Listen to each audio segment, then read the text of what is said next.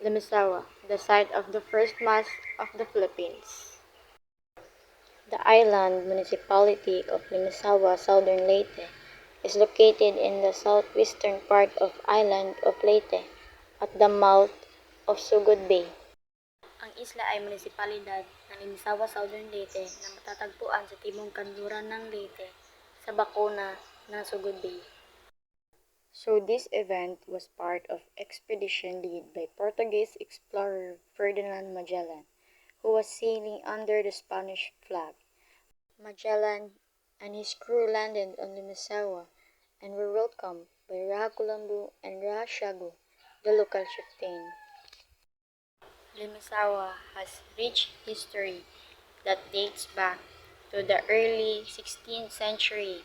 It most famous for being the site of the first Catholic Mass in the Philippines, which took place on Easter Sunday, March 31, 1521.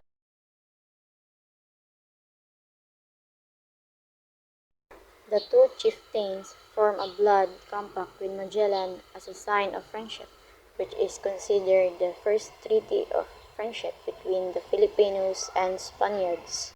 At dumaong si Magellan at ang kanyang mga tauhan sa Limasawa, at sinalubong sila ni Raja Colombo at Raja Siargao, ang mga lokal na pinuno. At ang dalawang pinuno ay bumuo ng blood compact kay Magellan bilang tanda ng kanilang pagkakaibigan, na ituturing na unang kasunduan sa pagitan ng Pilipino at Kastila. The first Catholic Mass in the Philippines was held on March 31, 15 on Limasawa Island in southern Leyte. The Mass was celebrated by Father Pedro de Valderrama, a Spanish priest.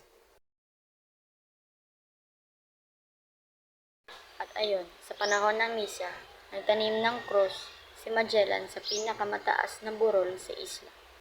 At kilala na ito ngayon na Magellan Shrine, simula ng Kristyanismo sa Pilipinas.